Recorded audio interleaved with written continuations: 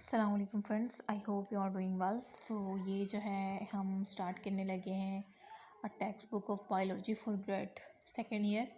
और ये खैबर पख्तूनख्वा की बुक है, ठीक है, टेक्स्ट बुक बोर्ड पेशावर।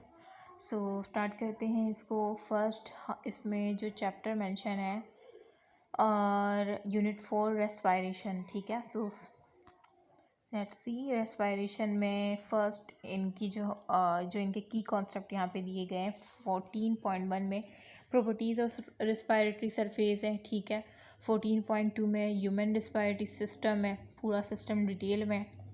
उसके बाद 14.3 में लंग वॉल्यूम्स कैपेसिटीज़, जो कि डेफिनेशन वाइज पूछी जाती है और एज MCQs आती है आपके एंट्री टेस्ट में।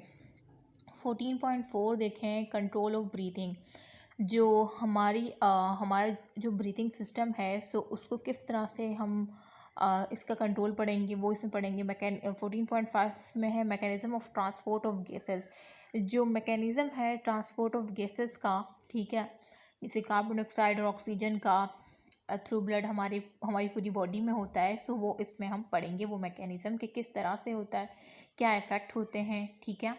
14.6 में पढ़ेंगे रिस्पायरेटरी पिगमेंट्स, ठीक है, उसके बारे में पढ़ेंगे। मैं तरह यहाँ से एक पेन भी ले लूँ ना। अच्छा,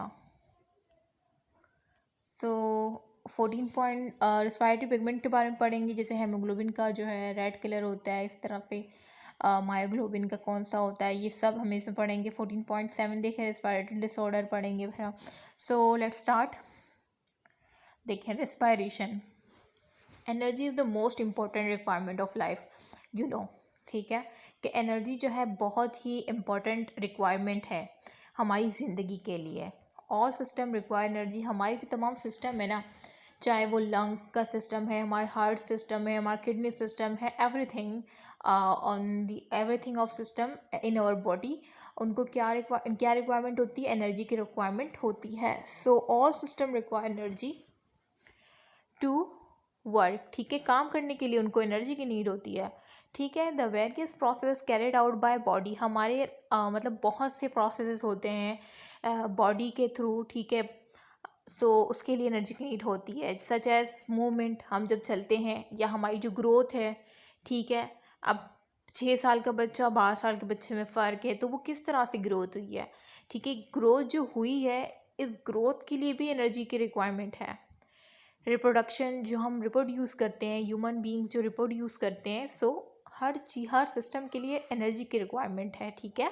all require the expenditure of energy, देखिए यहाँ पे मेंशन भी है, ऑल रिक्वायर, तमाम को जो है ज़रूरत है एनर्जी के।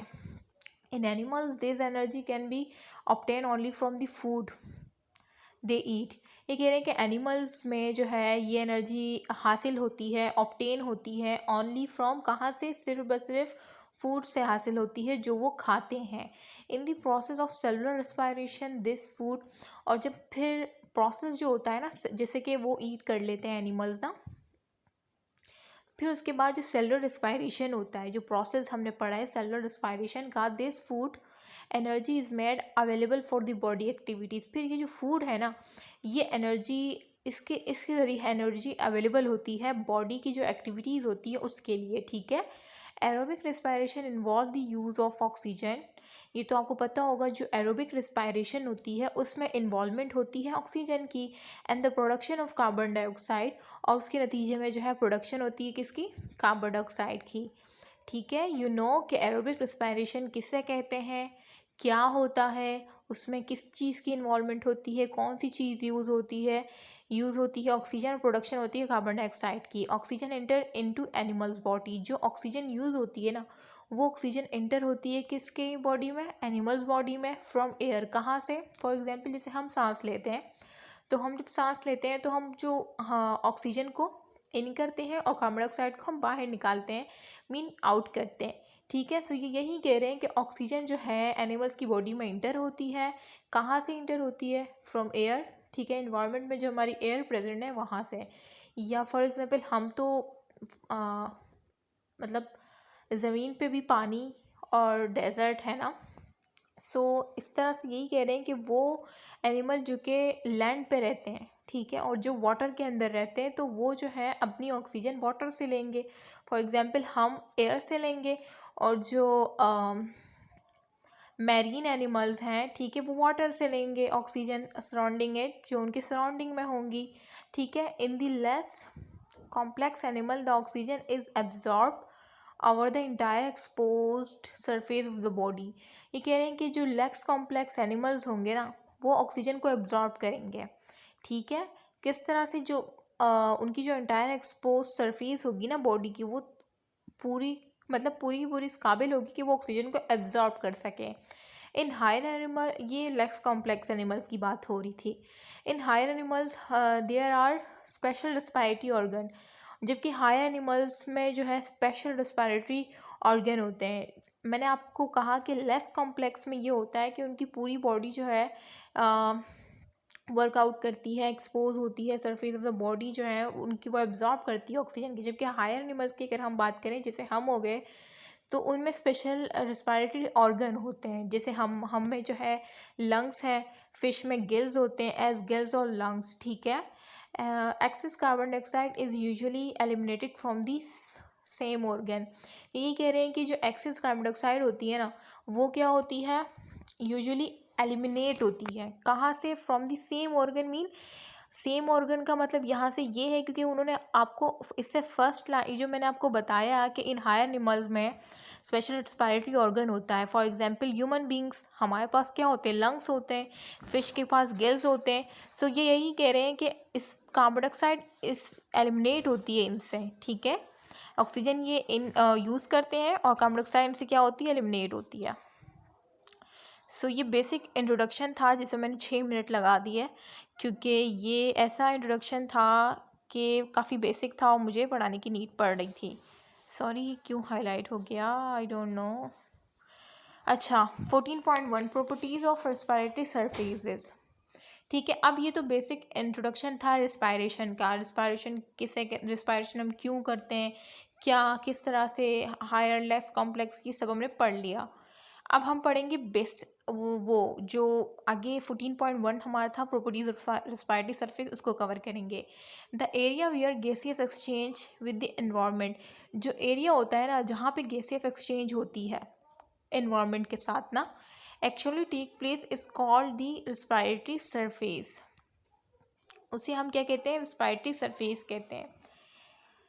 ये कह रहे हैं कि वो एरिया जहाँ पे actually the gases exchange take place, mean actually जो गैस एक्सचेंज होता है एनवायरनमेंट के साथ, ठीक है, उसे हम कहते हैं रेस्पिरेटरी सरफेस। वो हमारी रेस्पिरेटरी सरफेस होती है। Gaseous exchange take place in all organisms, जो गैसियस एक्सचेंज होता है ना, वो तमाम ऑर्गेनिजम्स में होता है।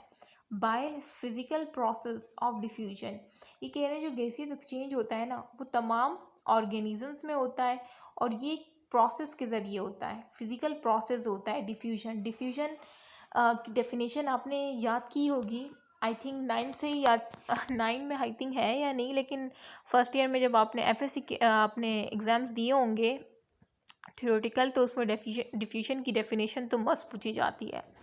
तो डिफ्यूजन क्या होती है? जो है movement of particles from higher concentration to lower concentration without any energy requirement, ठीक है।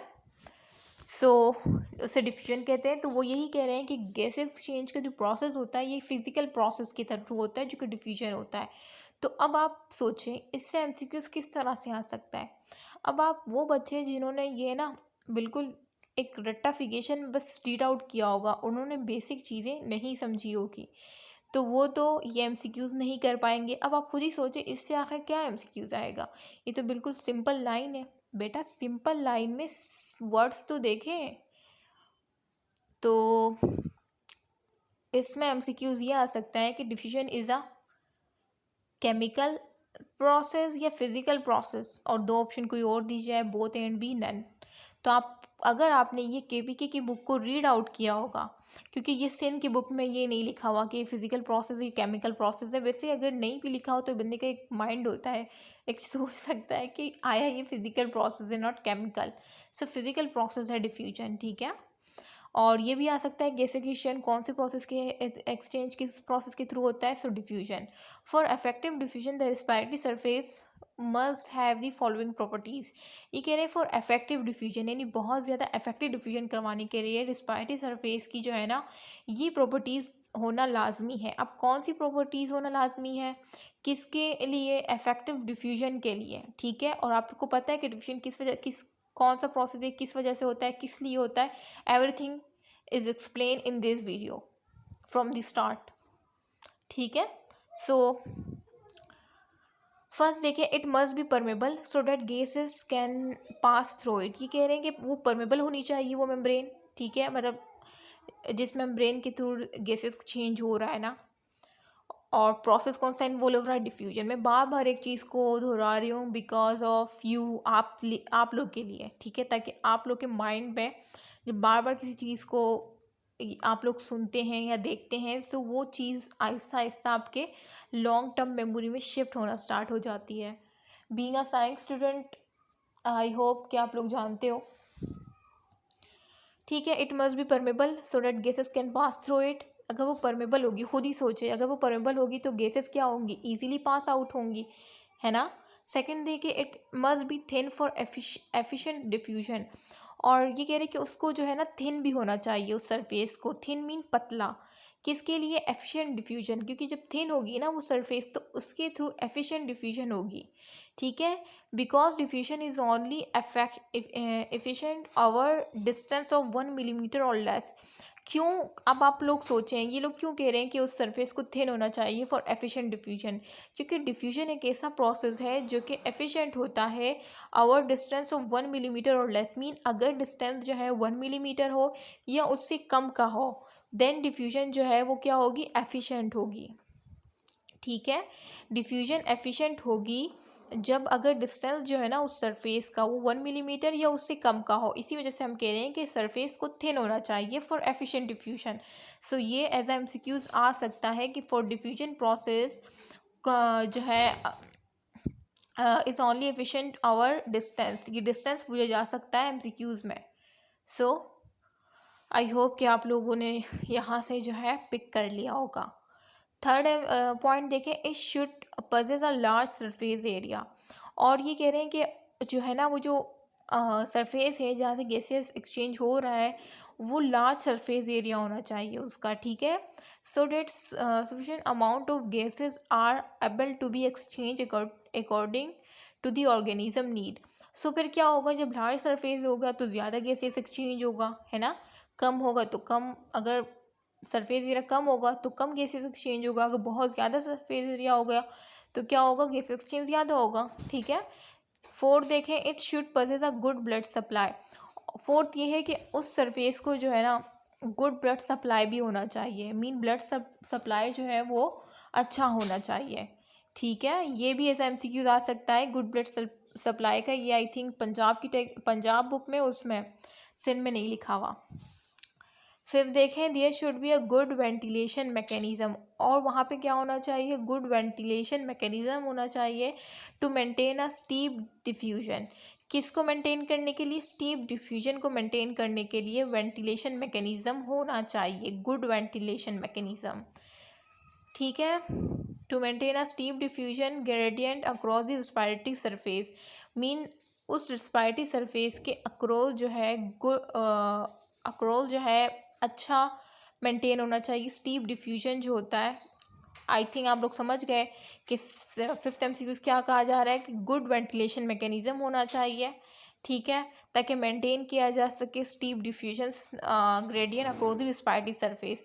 मीन डिफ्यूजन ग्रेडियंट अच्छा उस रेस्पिरेटरी सरफेस के अक्रॉस जो है वो अच्छा मेंटेन हो सके। सो आई होप कि आप लोग को ये प्रॉपर्टीज़ ऑफ रेस्पिरेटरी सरफेस समझ आ गई होगी। और इस चैप्टर का इंट्रोडक्शन जो मैंने आपको दिया था वो इंशाल्लाह नेक्स्ट वीडियो में जो है हम ह्यूमन रेस्पिरेटरी सिस्टम को डिटेल में डिस्कस करेंगे, ठीक है, जिसमें हम नोज़ के बारे में पढ़ेंगे, फिर फेरेंक्स के बारे में पढ़ेंगे जो कि पार्ट है इस रेस्पिरेटरी सिस्टम के, और फिर लैरिंक्स के बारे में पढ़ेंगे, ट्रैकिया, ब्रोंकाई, ब्रोंक्यूल्स, ठीक है, एल्वुलाई, ठीक है, और फिर लंग्स। और यहाँ पे फिर हमारा ये एंड हो जाएगा और फिर हम लंग वॉल्यूम्स एंड कैपेसिटीज़ के बारे में पढ़ेंगे। सो इंशाल्लाह नेक्स्ट वीडियो में मुलाकात होगी। तब तक के लिए अल्लाह हाफ़िज़, अपना ख्याल रखिएगा। और अगर आप लोग चाहते हैं कि केपीके की बुक में इस तरह से रीड आउट करवाऊँ, सो अपने फ्रेंड के साथ शेयर करें, डिफरेंट पेजेस पे जो आपके ग्रुप्स बने, इंस्टाग्राम, एफबी, ताकि ज़्यादा से ज़्यादा लोग जो है वो इंगेज हो सके इस यूट्यूब चैनल के साथ। और क्योंकि आप लोग के व्यूज़ और लाइक्स जो है कुछ खास नहीं आते प्रीवियस वीडियोस पे, तो मैंने उनको स्टॉप कर दिया है। तो इस वजह से मैंने अभी केपीके की बुक को स्टार्ट किया है। अगर इस पे भी आपके लाइक्स और व्यूज़ हाँ वही रहे, सो देन मुझे इसको भी स्टॉप करना पड़ेगा। सो आई होप कि आप लोग, अगर आप लोग को ये अच्छी लगी है तो लाइक कर दीजिएगा और शेयर कर दीजिएगा अपने फ्रेंड के साथ। इंशाल्लाह नेक्स्ट वीडियो में हम पढ़ेंगे ह्यूमन रेस्पिरेटरी सिस्टम। सो तब तक के लिए अल्लाह हाफ़िज़, अपना ख्याल रखिएगा और मुझे अपनी दुआ में ख़ास याद रखिएगा। ओके, अल्लाह हाफ़िज़।